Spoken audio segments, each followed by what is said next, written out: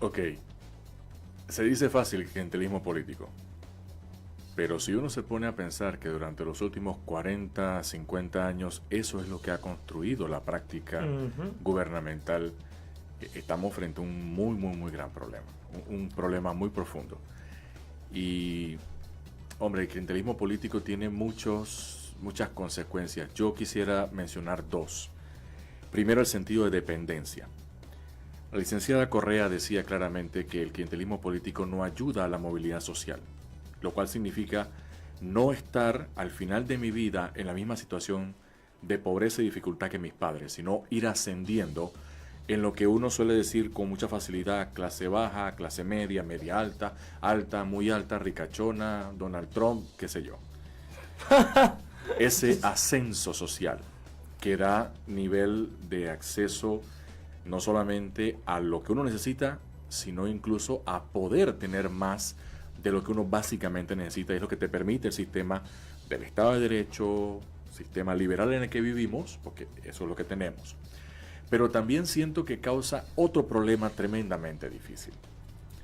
Y es que aquí se aplica claramente el concepto de que al cliente lo que pida. Y yo creo que un candidato honesto, con buenas ideas, con un espíritu de sacrificio y trabajo, está condicionado y limitado a la frase de ¿y qué hay para mí? Entonces, de hecho, el clientelismo político evita la posibilidad del ejercicio sensato y real, y como lo dice la Constitución, de las tareas de las instituciones de gobierno. No, porque si hago esto, la gente se va a poner brava y no van a votar por mí. Pero ¿es eso necesario? Sí lo es. Y es un Sí lo problema. es. Además, Entonces tenemos entre lo que el candidato, o el, vamos, candidato porque es las elecciones, pero cuando es autoridad esto continúa. De los dos lados, los ciudadanos y la autoridad están condicionados por esta circunstancia que definitivamente ayuda a que este país, nuestro país, no tenga los avances que estamos soñando y que muchos dirían, ya ustedes deberían estar en tal nivel de distribución de la riqueza, de desarrollo institucional, de desarrollo de competencias, innovación, todo aquello. Esto nos frena, pero sí es un tema de los dos lados. es que todo esto que hemos abordado durante todos los programas de la política del bien común se encamina a tratar de concientizar a las personas, a los votantes, porque no es al candidato que ya es candidato y tiene su forma de pensar, él puede cambiar efectivamente, pero lo que queremos hacer es llegar a los votantes que incluso en un futuro pueden ser candidatos y buenos candidatos, porque no es un pecado esto. Sin embargo, todos los problemas que se están relacionando ya hemos descubierto y hemos analizado que no es por lo que propone un candidato específico, sino es por lo que acepta y lo que recibe, y lo que ya no simplemente recibe, sino que ya es lo que exige o pide el votante. Se conforma y se vuelve, como usted dijo, dependiente de algo y no es capaz de hacer las cosas por sí solo. Puedo compartirles una experiencia. A mí que me ha tocado en estos 60 días realizar, bueno, un recorrido por los 9 corregimientos. Cuando voy, por ejemplo, a Curundú, lo que me piden los niños de Curundú y los jóvenes de Curundú y las mujeres de Curundú es: queremos oportunidades. Los niños me dicen: tía, yo quiero aprender a tocar un instrumento, la guitarra, una batería, quiero ser artista. Las mujeres: queremos oportunidades porque queremos trabajar, queremos aprender un oficio para poder sacar adelante a nuestros hijos. No queremos estar en casa haciendo nada. Los jóvenes queremos más arte, cultura, tecnología. Usted va a Curundú y usted no ve ni siquiera un área de esparcimiento para los niños. A las 8 de la noche los ve con unos cartones dándose golpes en la espalda, en la cara, en los brazos. Más de 100 niños juntos en esas prácticas. Y usted se pregunta: ¿dónde están las autoridades? Presidentes, alcaldes, diputados, representantes. ¿Dónde está ese trabajo colaborativo, armonioso, que precisamente debemos desarrollar en beneficio de los hijos de la patria, que son nuestros ciudadanos? Entonces, el clientelismo al final, yo creo que es una metodología que han utilizado quienes se han perpetuado en el poder por 20, 25 años y que esa práctica no era la práctica de hoy en día, porque lo que te comentaba, desde muy pequeña yo conocí fue la política del servicio. Evidentemente, si había una necesidad, tú acudías por prestar una ayuda, pero no era la regla, era la excepción, porque la regla ¿cuál era? Solucionar precisamente los problemas de la comunidad con planificación, buscando resultados y que las familias tuviesen una vida digna, una vida mejor. La historia política de nuestro país, cuando uno revisa la historia política de nuestro país, uno se encuentra con situaciones que nos viene a decir que es un problema raizal. Mire, le voy a decir la verdad. Nosotros creemos que el problema del clientelismo político es solamente de hace 20, 30 años para acá. No, señor. Es un problema histórico. ¿Y por qué es un problema histórico? Porque sencillamente hay necesidades, como bien se apuntaba acá. Y entonces, el político, como ve que este es una debilidad del votante, entonces recurre a este tipo de práctica que lamentablemente es aceptada por muchos segmentos de la población. Yo recuerdo haber leído que en el tiempo de antes de la supuesta democracia en este país, la gente del campo iba a votar con papeletas marcadas en ese tiempo ya. Que usted le decían, tome esta papeleta y usted vote nada más que la dobla y la mete. No había el control como hay ahora. ¿Y qué se le daba a cambio a ese votante? Es un poco de historia, pero es importante reconocer la historia para que sepamos dónde estamos y hacia dónde debemos ir. Decía entonces que a ese votante cuando llegaba se le confirmaba si había votado o no porque tenía un tipo de marca en el dedo. Indeleble. Indeleble. Por otro lado, ¿qué se le daba? Se le daba un buen sopa de res, comida completa. Y por otro lado se le daba un saquito de sal. Pero alguien pregunta, ¿pero por qué sal? Es que era una sal iodizada, una sal especial porque en el tiempo de antes a la gente, como no consumía una sal saludable, entonces le salían muchos bocios. Y esa es una de las características del clientelismo. Y por otro lado se le entregaba $5, en ese entonces era plata. Y otra mala costumbre es que se le entregaba la bendita pacha de seco. Y esa era una realidad. Eso lo cuenta la historia. Y era en el tiempo donde los diputados eran nacionales, que hoy algunos políticos dicen que esa es una solución al problema. Mentira, no es una solución al problema. El problema está, licenciada, en el cambio cultural. Sí, si usted no procura cambiar cultural esa mente, vamos a estar en el mismo predicamento. Clientelismo político, pero antes me informa por acá la producción que hoy, aparte del Día de la Tierra, el señor Juan Dixon está de cumpleaños y estaba calladito. ¡Felicidades!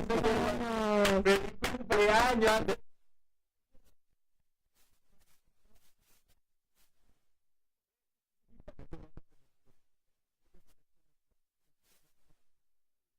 Señor Juan Dixon, también de igual forma ya hacemos esta pausa y los invitamos también a que pueden escribirnos al 66336087 Villamuera al 260-3000 respondiendo a la pregunta, ¿sabes qué es el clientelismo? Con el tema del clientelismo político que estamos tratando en esta mañana. Pero hay un detalle aquí, licenciada. La iglesia habla de la caridad y algunos políticos también entregan esta serie de donativos a cambio del voto, entendiendo que esa es una acción de caridad. Pero la acción de la caridad en la política, la Iglesia la entiende que realmente es una entrega de amor eficaz a las personas que se actualiza en la prosecución del bien común en la sociedad. No se trata entonces de cambiar el voto por una donación. Pero para seguir entonces en este comentario y en este conversatorio, realmente vamos a una pausa. Bueno, llegó el día de las elecciones. Ey, ¿y esa plata? Esa plata es para los votos. ¿Voto? ¿Tú estás pagando por voto? ¿Qué tú crees? Esto es para asegurarnos que nuestro candidato gane. Es más, si tú votas por nosotros, tenemos una buena tajada para ti. ¿Yo? ¿Tú estás loco? Eso es ilegal. Yo no vendo mi voto. Es más, te voy a denunciar con la Fiscalía Electoral. Ey, mentira. No. Campaña para la promoción de la ética política y ciudadana. Comisión de Justicia y Paz. Y la Fundación Konrad Adenauer. Tenemos el deber de votar para transformar nuestra comunidad y nuestro país. Decide hoy. Campaña de sensibilización ciudadana por un voto responsable y consciente.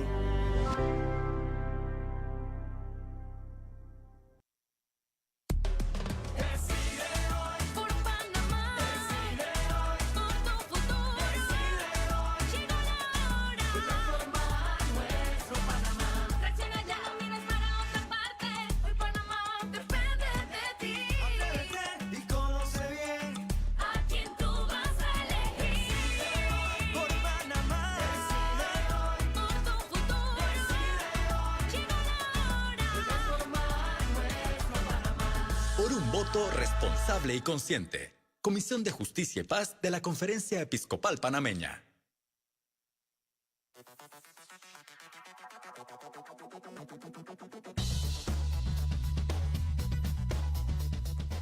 Estamos de vuelta con el clientelismo político en De la Política al Bien Común. Por acá en el estudio en vivo se estaba discutiendo, mientras que los micrófonos estábamos en la pausa sobre este tema. Está muy buena la discusión. Y ahora sí vamos a hablar en torno a la propuesta de la candidata que tenemos como invitado en esta mañana, Gina Correa, candidata a diputado por el circuito 8-7. El clientelismo político. Candidato, usted mencionaba hace un rato los problemas que se encuentra en su comunidad, en uno de los corregimientos de su circuito. Y pues, en torno a esto, vamos a preguntar qué leyes usted propondría para mejorar no solo la situación de su circuito o de del corregimiento tal que está dentro de su circuito, sino para toda la nación, porque dentro de los demás circuitos también hay problemas como este. Entonces, sean propuestas que tanto los representantes de su circuito puedan atender, como también los de los otros circuitos a nivel nacional. Mira, esta respuesta es muy sencilla. Existen, y voy a poner un ejemplo, 30 leyes que conforman el sistema de protección integral de la mujer. Es decir, de crear una plataforma que le brinde todas las oportunidades que la mujer necesita para su desarrollo social, su desarrollo económico, su desarrollo cultural. Pero ¿cuál es el problema? Si seguimos haciendo leyes que queden en letra muerta, porque los presupuestos no están alineados, porque son presupuestos que no precisamente siguen o buscan un resultado, al final no es un tema de cuántas leyes yo voy a proponer. Las leyes están propuestas, ya hay una ley que crea centros de formación cultural, de arte, de cultura, que hablábamos que eso es lo que los jóvenes nos están pidiendo. Ya existe. Pero ¿qué pasa? No se ejecuta. Las autoridades no ejecutan. No existen los presupuestos alineados a esos programas. Entonces, ¿qué pasa? El problema es, primero, ir a fiscalizar de que las normas que son prioridad para este país en temas de salud, de educación, en temas de oportunidades para jóvenes, para mujeres, en temas de, hasta de autoestima para la niñez, todo eso hay que ir a fiscalizarlo porque hay normas que lo acompañan. Por ejemplo, el mismo Ministerio de Desarrollo Social tiene una ley que lo rige. Y el Ministerio de Desarrollo Social es el rector de la política social. Y ahí hay programas para jóvenes, hay programas precisamente para la atención y cuidado de niños de 0 a 6 años, que es la primera infancia, los años más importantes de vida. Hay programas que acompañan a las organizaciones no gubernamentales con sus programas y proyectos. Por ejemplo, el Casa Esperanza o el Padrino Empresario, que son generadores de oportunidades para los jóvenes con sus prácticas profesionales de empleo. Entonces, yo les pudiera hablar de muchas propuestas, pero aquí lo primero que hay que hacer es ordenar, ir a ordenar. Y los diputados tenemos, en la Constitución está consignado esa potestad, fiscalización de que las autoridades gubernamentales estén haciendo su trabajo y cumpliendo con sus presupuestos que logren impactar. Y si no lo hacen, nosotros, la Asamblea, tiene la potestad para el castigo a través de una sanción ejemplar, pero no lo aplicamos. Licenciada, es cierto lo que usted señala, pero ¿qué pasa si de repente el presidente le va a decir a usted cuando usted sea diputada, mira, yo voy a aprobarte esta ley que tú propones, pero a cambio de que tú me apoyes en lo otro? Ahí quiero compartir, lo hago desde mi experiencia. Bueno, yo he sido asesora de la Asamblea de Diputados en la Comisión de la Mujer, Comisión de Comercio. ¿Qué pasa?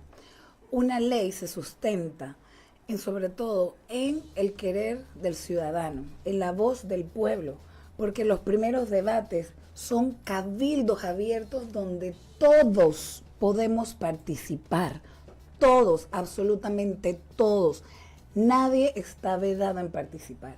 Entonces, aquí lo que falta también es que como ciudadanos nos involucremos más en los temas que son de todos, porque nos involucramos cuando ya va a la última discusión en donde no tenemos incidencia ni voz. Entonces el ciudadano, mira aquí, la Constitución tiene 236 artículos, 24 artículos, y el panameño jamás ha leído la Constitución, o la gran mayoría, que es al final lo que nos rige nuestro comportamiento en sociedad. No nos tomamos la tarea de hacer eso, como tampoco, y es una preocupación y la quiero compartir, no nos tomamos el tiempo para analizar a los candidatos que aspiran a ocupar cargos donde se toman decisiones. Usted sabía que en el 87 somos 40 candidatos. Usted ha analizado el perfil de esos 40 candidatos, y no solo el perfil académico, porque no se trata solo de perfil académico, sino hay que tener solvencia moral. ¿Cómo usted le investiga? Preguntando de dónde viene esa persona, hacia dónde quiere ir. Entonces es un tema que tenemos que construir ciudadanía. Y la ciudadanía se construye también precisamente en principios y valores.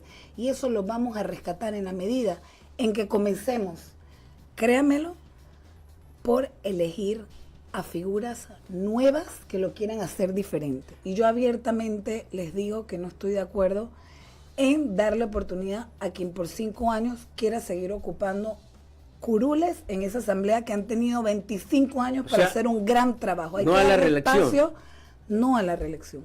Hay que darle espacio a personas que no estén contaminadas de un sistema que ya está corrompido, que ya está colapsado, podrido, para darle paso a una nueva generación que tal vez lo vaya a hacer increíblemente bien, o tal vez se vaya equivocando en el camino, pero lo que sí no va a pasar es que una nueva generación con nuevas ideas y nuevos desde partidos, porque yo les digo algo, si en el 87 hay 5 espacios, se están reeligiendo 3, saldrán 2 nuevos, ¿qué va a pasar si la mayoría se está reeligiendo? Los va a absorber a ese sistema y no vamos a lograr ni transformar lo que hoy por hoy nos está molestando como sociedad, que es la corrupción, que nos roben, que nos mientan, ya el pueblo... Candidata, pero hay otro detalle muy importante. ¿Qué dice usted de aquellos candidatos que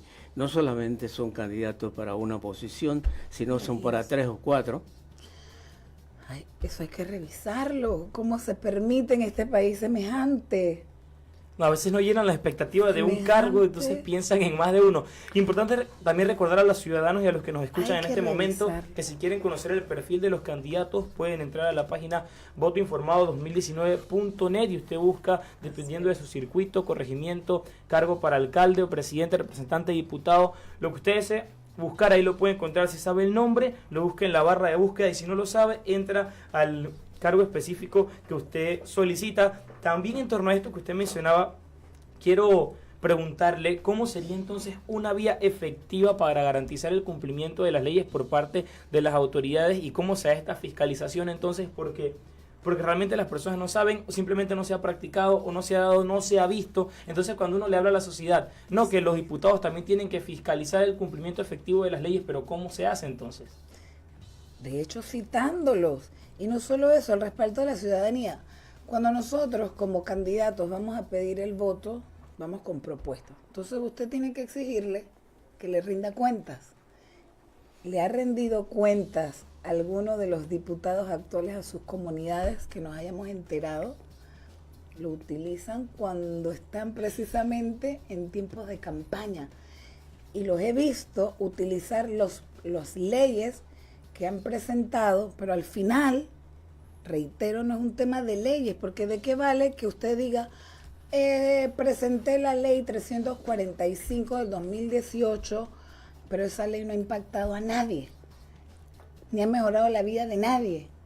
Entonces, ¿eso realmente tiene sentido o tiene más sentido la calidad, la profundidad, que decir que hice, pero que al final eso no es tangible con la necesidad? Hay una cosa aquí importante. Yo, diputado de la República, puedo proponer una ley, ¿verdad? Y evidentemente esa ley, para ser cumplida, requiere un respaldo económico. Debe aparecer la institución que nace a partir de esa ley. Pero también el respaldo antes de los diputados para ser aprobada. Sí, pero tengamos la idea que ya tengo la ley, ¿verdad?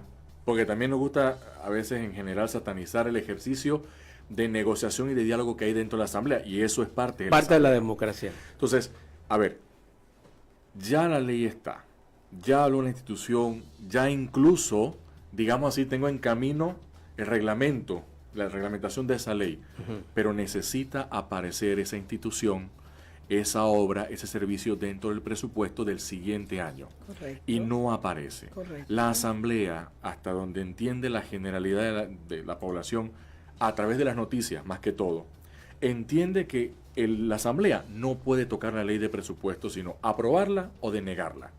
Si la Asamblea Nacional, que es la que ve en este momento a nivel circuital las necesidades, si es a quien puede recurrir la población diciendo, yo te elegí para que me representes, necesito que vayas y le pongas presión al director del IDAM, porque tenemos 4, 5, 6 meses viviendo de carro cisterna en esta comunidad, que entonces cuando llueve, como no hay la carretera, el cisterna no entra, porque no puede, entonces ya me quedé sin agua, sin carretera, sin nada.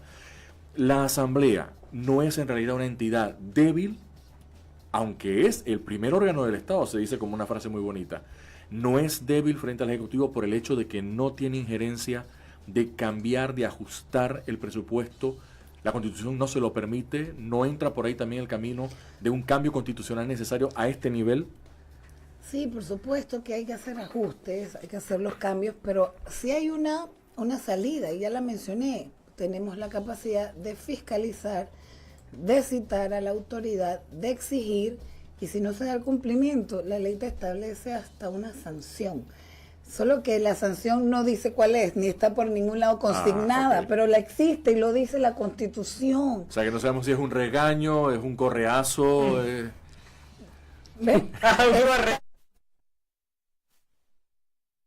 Como no se ha ejecutado nunca, jamás, ahí yo entendería o nos preguntaríamos, ¿y por qué los diputados, que en su mayoría se han reelegido, no aplican esa norma que sería una respuesta al pueblo que se siente vulnerado ante la falta de respuestas a las necesidades?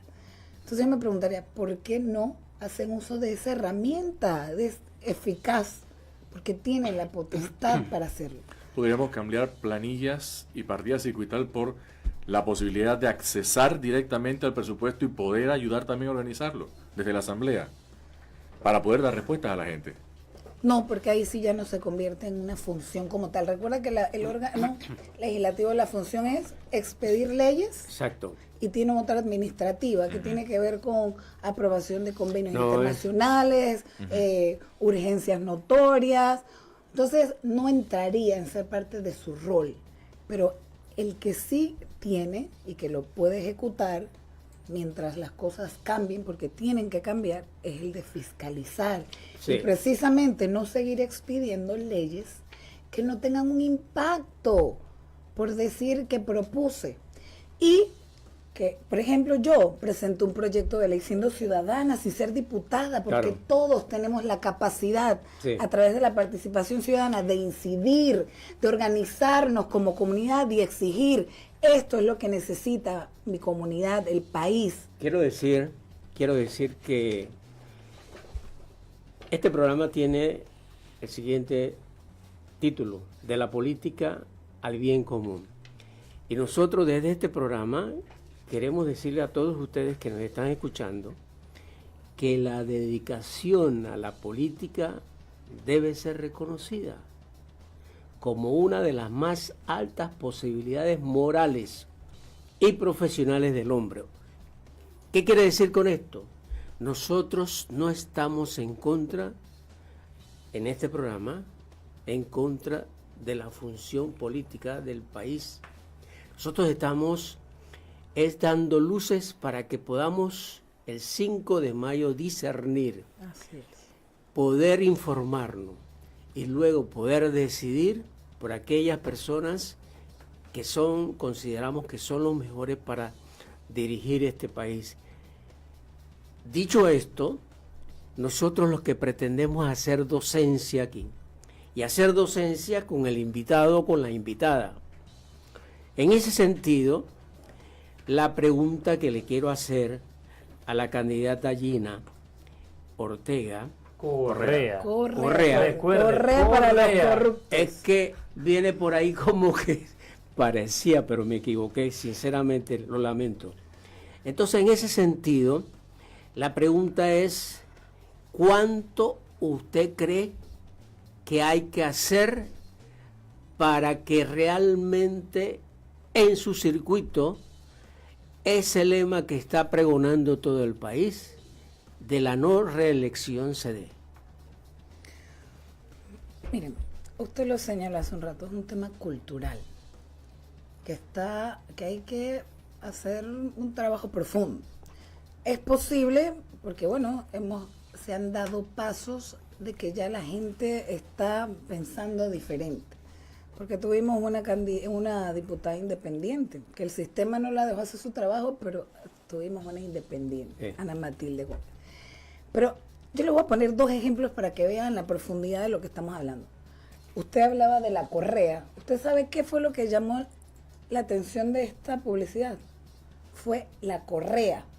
No fue mi hoja de vida, Salió en de redes años sociales, de capacidad. es verdad. Lo que llamó la atención fue la Correa. Yo dije, wow, yo pensé que lo que iba a llamar la atención era que soy una mujer preparada para ocupar ese cargo con toda la capacidad y el compromiso. No, fue la Correa. Entonces, ¿usted por qué lo puso la Correa? Claro, porque de una lista de 40 personas aspirando a un cargo, ¿quién se iba a acordar de Gina Correa, un hombre más? Pero como vivimos en una sociedad que le gusta el sensacionalismo y nos gusta... Claro, tampoco es. Entonces, la Correa iba a quedar... Era una forma de distinguirse frente al Claro, resto. iba a generar una relación. Correa, apellido, Correa. Correa iba a incidir entonces en el pensamiento del elector. Porque en esto también hay que utilizar estrategias. Si yo soy nueva, tengo 60 días, pocos recursos, compitiendo con los más grandes políticos. Comunal. Y en este circuito yo decía, Dios mío. Político yo no creo. Si no, Exacto. Aprovechamos para decir la opinión Pero del oyente Dios- Ricardo López, que Pero, nos espera. dice en torno a lo que usted acaba de mencionar de los políticos. Dice: feliz Pascua de Resurrección. Cuando verdaderos seguidores de Cristo vivan en el corazón de nuestros políticos, entonces les girarán para el pueblo y no para consorcios económicos pudientes. Así es. Y lo otro, mira, el otro ejemplo que le pongo. Yo camino todos los días porque es el único recurso que tengo. Mi suela, mi sudor, mi saliva y mi sacrificio. Y la voz. Y la voz, ya que no me queda Ya se mucho, está. ¿no? ¿Qué pasa? camina con la suela del Ya del no pueblo. tengo ni suela.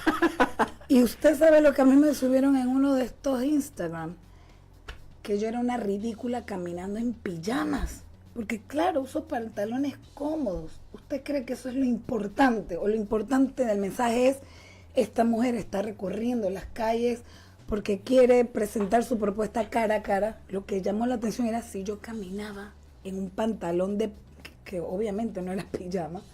Era pijama o no. Eso pasa en nuestro país. Entonces, a este programa yo lo aplaudo porque se trata de incidir y hacer docencia. Gina. Y yo le digo a todos los que le escuchen, por favor, entren a la página que señaló Votoinformado Salvador. 2019.net. Santiago. Santiago, usted tiene que analizar quién va a ser su voz, quién va a tomar decisiones por usted. Usted en su casa no va a dejar entrar a cualquiera. Y lo mismo pasa en esta oportunidad. Licenciada Gina, ya veo que usted es una mujer muy activa, muy preparada. ¿Usted cómo le va con su familia? ¿Tiene hijos? ¿Tiene esposo? Etcétera. ¿Cómo combina todo? Bueno, tengo una familia hermosa que trabajamos en equipo. Mis hijos, mi mayor legado es precisamente en que a través de este ejercicio, de esta carrera política, yo les estoy enviando un mensaje de que quiero un Panamá mejor para ellos. Que así como ellos tienen una buena educación, quiero educación para el resto de los niños de este país. Así como ellos tienen facilidades para educarse, para el deporte, también lo quiero para todos los niños de mi país y los jóvenes de mi país. Mi esposo es deportista, es el director del equipo de Chiriquí, que ayer le dieron, Sí. o antes de Ah, usted ayer es le esposa de dieron, Picota. de Lenín Picota. Entonces, ellos entienden este ejercicio precisamente por el respeto a la vocación de servicio. Yo no lo puedo resumir de otra forma. Porque para estar en política, como dice, eso tiene que nacer del corazón. Porque lo que usted vive, usted tiene que tener a veces hasta la piel, te dicen, de cocodrilo para las cosas que uno vive en esto. Pero cuando hay determinación, amor en hacer las cosas bien, uno lo hace. Y siendo mujer, yo por ejemplo, ayer caminé hasta las 11 de la noche. Yo caminé con mi hijo hasta cierta hora. Mi mamá me apoyó y me lo cuidó después de cierta hora. Pero esas son las cosas que al final de este ejercicio te llenan porque dices, lo estoy haciendo porque creo que puede ser diferente, porque creo que podemos tener un Panamá lleno de oportunidades mejor, pero si decidimos mejor y si decidimos bien. Porque si no, no nos podemos quejar si seguimos en lo mismo, porque al final la decisión es nuestra.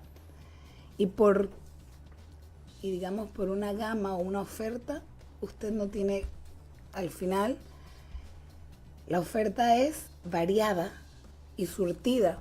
Usted decide. Y va a decidir por el mejor o por el peor, usted decide. Una pregunta así tipo quiz cuando uno llegaba al salón de clase. ¿Qué piensa la licenciada Gina Correa del tema de la constituyente? ¿Camina usted en esa vía? Sí, por supuesto.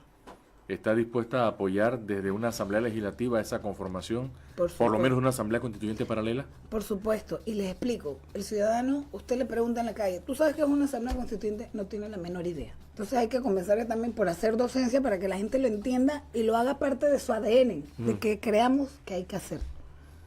Pero Hay que ¿usted hacer. cree que el asunto es de leyes, de constitución, o es que no se cumple todo lo que realmente está Definitivamente. escrito? Sí, A ver, si tuviéramos la voluntad de hacer las cosas porque nuestra palabra es la que vale, no necesitaríamos nada por escrito. Porque la palabra cuando tú la das es tu personalidad, compromiso, eres tú empeñándote. Entonces, Es tu garantía. es tu garantía. Entonces, si me preguntas, Dios mío, si en este país rigiera eso, no necesitaríamos nada por escrito. Pero como no es lo que rige, y lo que nos rige es que necesitamos algo por escrito, que lo violamos todos los días, Claro. eso tampoco es garantía. O sea, la podemos reformar, modificar, hacer una nueva, pero al final es un tema de todos como ciudadanos, de velar y hacer respetar lo que nos rige, lo que rige nuestra conducta en sociedad. Estamos llegando a la parte final ya, don Héctor, 8:50. Tristemente, muy bueno el programa del clientelismo político hoy, pero el tiempo pasa rapidísimo acá en Sí. De la política al bien común. Últimas conclusiones, don Héctor. Bueno, lo que hay que hacer mención en este momento es que el clientelismo político, yo me pregunto si realmente todos los políticos, todos, no hacen clientelismo político. Si lo hacen porque al final de cuentas tienen que vender su propuesta, tienen que llegar a un votante que, si lo vemos desde el punto de vista de una empresa, es nuestro cliente.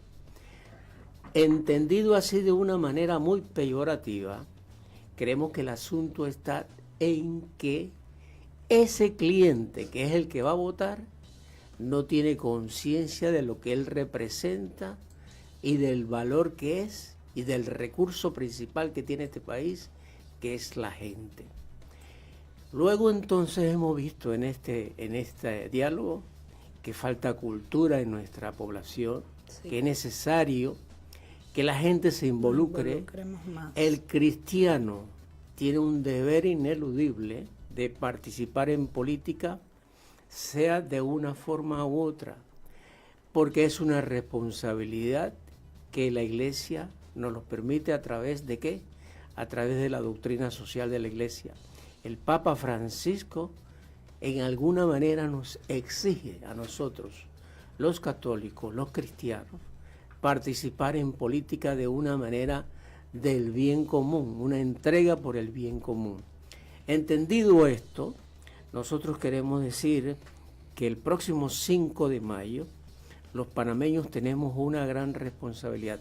¿Seremos culpables o no de tener un próximo gobierno que nos permita seguir para adelante, entender las necesidades del pueblo, entender que hay que buscar leyes, que hay que buscar mecanismos para que la paz social sea interpretada como debe ser, cuando las necesidades sean resueltas, pero no la paz social que es producto de porque no nos importa. No, esa no es la paz social.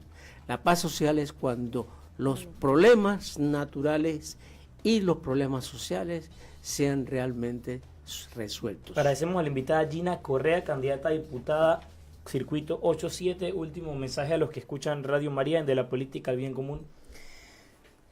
Si realmente queremos transformar lo que nos está molestando hoy en día, uno, involucrarnos, elegir por los mejores, y lo va a hacer desde su convicción, porque usted se va a tomar la tarea de investigar, de escudriñar, de indagar a quienes aspiran a ocupar esos cargos donde usted será representado. Entonces, mi mensaje final es darle espacio a caras nuevas de todos los partidos e independientes, porque la fórmula matemática no está para que salgan, por ejemplo, en el 87, 5 curules de independientes. Las reglas no lo permiten. Por ende, siempre va a salir un candidato de distintos partidos. Pero si usted no quiere que sean los mismos, porque ya no los representan, porque tienen 20, 25 años y ya su tiempo terminó, usted tiene que votar por caras nuevas hasta dentro de los partidos. Entonces, si en una familia hay 5 votos, usted diversifíquelos, porque la única forma que esto cambie es si van todos nuevos a la asamblea. Porque si los 56 que pretenden reelegirse llegan, solo 20 serán nuevos y esos 56 van a absorber a los nuevos a su sistema porque seguirán siendo mayoría. O habrá una guerra que no podrán ganar entonces. No me gusta hablar de guerra, pero va a ser difícil, feo y seguiremos viendo lo mismo. Entonces, ¿cuál es mi mensaje? Vote a conciencia, vote por los mejores porque Panamá se merece los mejores. Y hay opciones, solo basta que usted se informe y el 5 de mayo vaya con convicción, seguridad y firmeza a votar por quien lo represente. Y si Gina Correa es una opción, mi casilla es la número 5. Esto fue el clientelismo político en este programa de la política al bien común. Recordamos de lunes a viernes a las 8 de la mañana y su retransmisión a la 1 de la mañana. Nos despedimos con el mensaje del Papa Francisco en Panamá en su reunión con las autoridades en el Palacio Bolívar. Muy buenos días. Muy buenos días.